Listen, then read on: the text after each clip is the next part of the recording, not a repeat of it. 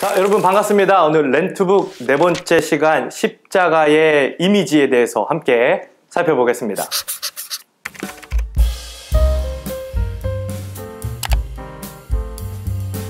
지난주에 십자가와 부활이 우리에게 끼친 영향력이 있다 그랬고, 그것을 신학적인 용어로 속죄론이라고 한다고 이야기했습니다. 근데 그 단어가 좀 너무 어렵기 때문에 이 책에서는 5가지 이미지로 살펴본다고 이야기했죠.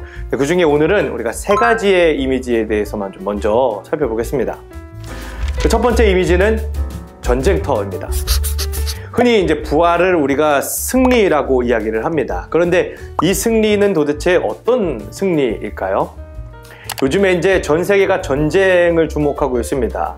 우크라이나와 러시아가 지금 막 전쟁 중인데, 제가 어떤 뉴스를 봤더니 우크라이나에 아멜리아라고 하는 소녀가 그 전쟁에서 구출되었다는 이야기를 봤어요. 그래서 이 소녀가 막 노래도 부르고 사람들에게 평화의 메시지도 전하고 합니다. 그런데 이것은 그 아멜리아라고 하는 소녀 개인에게는 승리이고 구출일 수 있겠지만, 우크라이나라는 나라 전체에게 봤을 때는 아직 승리가 아닌 거예요. 우리가 말하는 전쟁에서 승리했다고 하는 것은 한 개인의 구출이나 개인의 승리가 아니라 그 나라 모두가 승리했을 때 그것을 우리가 승리라고 이야기를 해요. 그런 의미에서 봤을 때 예수님의 부활은 예수님의 개인적인 승리가 아니라 우리 모든 인류의 승리입니다. 우리가 봤을 때 당장은 예수님이 혼자서 죽었다가 살아나셨기 때문에 예수님의 개인적인 승리라고 볼 수 있겠지만, 사실은 예수라는 인물이 우리 모든 인류의 최대의 적에게 이기신 거예요. 그 적이 뭡니까? 바로 죽음이라는 적입니다. 여러분, 보통 적은요, 상대를 억압하고 통치하고 노예로 만들려고 합니다. 왜 우리가 성경에서 봤던 애굽이나 또 우리나라의 일제강점기를 보면 알 수 있죠. 사실 우리가 지금까지 모든 인류가 이 죽음이라는 적에게 억압되고 통치당하고 노예로 살아가고 있었던 것이 우리들의 처지예요. 단순히 죽는다는 것 자체가 문제가 아니라 죽음을 향해 가는 우리의 처지와 우리가 겪는 많은 한계들이 문제인 거예요. 그런데 이제 예수님께서 부활이라는 엄청난 사건을 통해서 인류 역사상 처음으로 그 죽음이라는 적을 아주 완벽하게 이기시고 승리하고 정복하신 거예요. 그래서 우리 모두는 예수님을 통해 죽음이라는 그 엄청난 적에게로부터 승리하고 자유와 해방을 얻은 거예요. 우리가 물론 지금 당장은 다 죽어요. 그래서 모든 인류가 여전히 죽음에게 굴복하고 있는 것처럼 보이지만, 사실 이것은 이미 승리가 보장된 끝난 전쟁이라는 거예요. 세계 2차 대전에 연합군이 노르망디 상륙작전을 펼쳤던 D-Day가 1944년 6월 6일입니다. 이때 연합군이 아주 완벽히 승기를 잡았어요. 그런데 그 D-Day가 전쟁에서 최종 승리했던 날은 아니에요. 그로부터 약 1년 후에 독일군과 일본군이 항복하면서 비로소 진정한 승리의 날 V-Day가 찾아왔어요. 그러나 이미 승리가 보장돼 있었던 전쟁인 거죠. 왜 우리가 오목을 둘 때도 5개를 다 둔다고 이기는 게 아니라 4목만 놔도 승리가 보장되는 경우들이 있죠. 예수님의 부활을 통해서 죽음이나 악, 죄와 같은 그 모든 악한 세력들에 대한 하나님의 승리가 부활을 통해 이미 선포된 거예요. 그래서 예수님의 십자가와 부활을 통해서 우리 모든 인류는 죽음으로부터 자유를 얻은 승리자, 위너가 된 겁니다.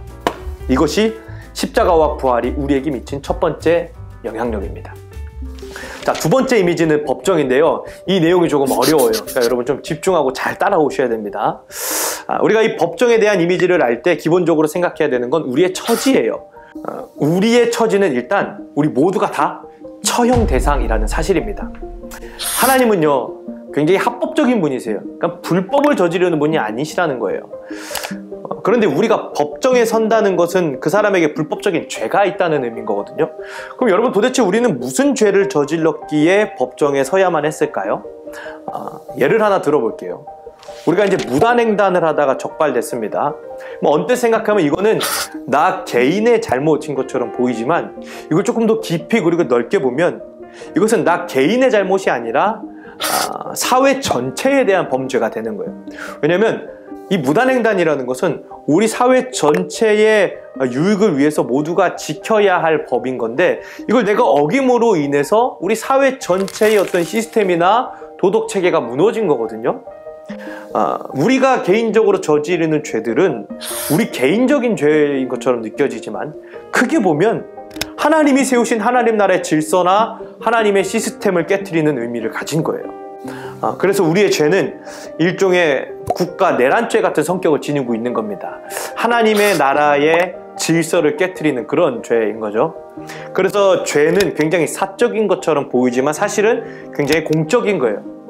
그래서 하나님은 한 사람 한 사람의 죄를 그냥 개인적으로 용서하실 수도 있었지만, 그건 그냥 사적인 용서일 뿐인 거예요. 반드시 하나님은 합법적이고 공적인 차원에서의 그 사법 처리 과정이 필요했었습니다. 그래서 십자가가 되게 중요한 거예요. 십자가는 모든 인류의 죄에 대한 하나님의 공적이고 사법적인 처리였어요. 그럼 여러분, 우리가 지은 죄를 왜 우리가 아닌 다른 사람이 처형을 당해야 했을까요?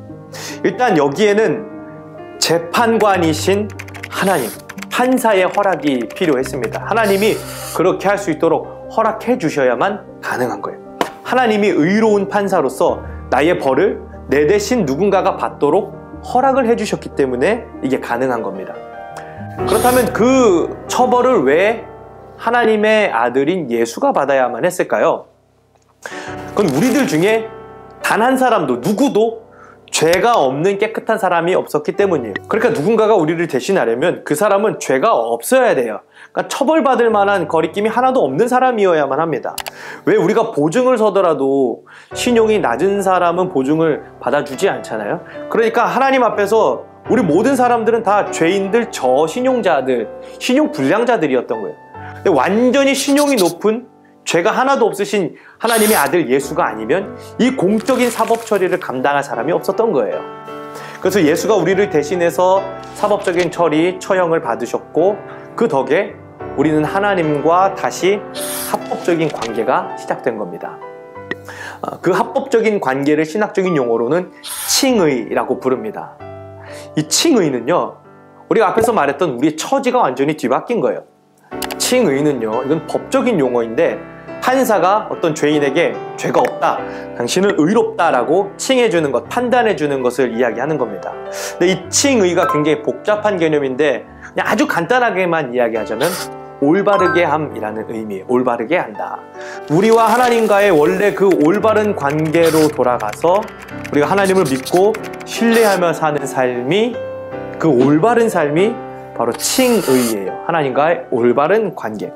근데 이 칭의는 믿음으로 얻는다. 그래서 이신칭의라고도 하는데, 이 말을 어떻게 생각해보면 우리가 하나님을 믿었기 때문에 우리가 의로워진다라고 생각할 수 있어요. 그래서 우리가 잘만 믿으면 우리의 어떤 믿음을 통해 우리가 의로움을 얻을 수 있다, 이렇게 생각할 수도 있는데, 사실은 이 믿음 자체가 하나님의 선물이라는 걸 우리가 알아야 돼요. 예를 들어 우리가 깊은 싱크홀에 빠졌다고 생각을 해봅시다. 도대체 살 방법이 도저히 없는 그런 죽음의 순간에 갑자기 하늘에서 사다리가 내려온 거예요. 그래서 우리가 열심히 사다리를 타고 올라가서 살았어요. 그러면 이건 내가 사다리를 잘 타서 살아난 게 아니라 누군가가 사다리를 내려줬기 때문에 내가 살 수 있었던 거거든요. 하나님이 십자가와 부활을 통해서 우리에게 사다리를 내려주셨고, 우리가 단순히 그 사다리로 올라갔기 때문에, 그 사실을 믿었기 때문에 우리가 의로워질 수 있었던 거예요. 그래서 구원과 칭의는요, 하나님의 선물이라고 볼 수 있습니다. 이 칭의를 통해서 하나님과의 관계가 완전히 뒤바뀌었어요. 우리가 처음에 이야기했던 우리의 처지가 완전히 뒤바뀐 겁니다. 죄인에서 아들로, 양자로 변한 거예요. 우리가 하나님께 입양이 된 거죠. 입양도요, 이건 굉장히 법적인 용어입니다. 이 사람을 나의 법적인 가족으로 인정하는 것을 입양이라고 불러요. 합법적인 가족이 되고 합법적인 상속권을 얻는 게 입양입니다. 우리는 무엇을 상속받을까요? 고난과 영광이에요. 우리가 지금 당장은 살면서 참 여러 가지 죽음의 고난들을 받지만, 이 고난 끝에 예수님이 부활하셨던 것처럼 우리도 영광을 얻을 수 있다. 이것이 주님이 우리에게 주신 상속이에요. No cross, no crown이라는 말이 있잖아요. 고난이 있어야 영광이 있는 거예요. 이것을 우리가 주님으로부터 상속받은 겁니다. 그래서 우리가 지금은 고난 중에 있는 것 같지만 하나님과 올바른 관계가 되었기 때문에 이 고난 끝에 하나님이 주시는 자녀로서의 영광을 기다릴 수 있다. 이것이 십자가와 부활이 우리에게 미친 두 번째 유익입니다. 자, 오늘 살펴볼 마지막 이미지는 재활치료소입니다. 책에서 이제 뇌질환 병원 환자들에 대한 이야기가 막 나옵니다. 거기 뇌질환 환자들은 스스로를 가누기 힘들기 때문에 반드시 누군가의 어떤 돌봄이 필요합니다. 그런 의미에서 우리들도 하나님의 돌봄과 사랑이 필요한 존재들이라고 이야기를 해요. 왜냐하면 소외라는 것 때문인데, 우리가 죄로 인해서 하나님으로부터 소외되었거든요. 우리가 죄로 인해 하나님으로부터 소외가 되었습니다. 그래서 이 소외된 우리들이 하나님과 관계가 회복되지 않으면 우리는 스스로를 제어할 수 없는 채 죽음을 향해 가게 되어 있어요. 그래서 우리는 반드시 하나님과의 관계 회복이 필요합니다.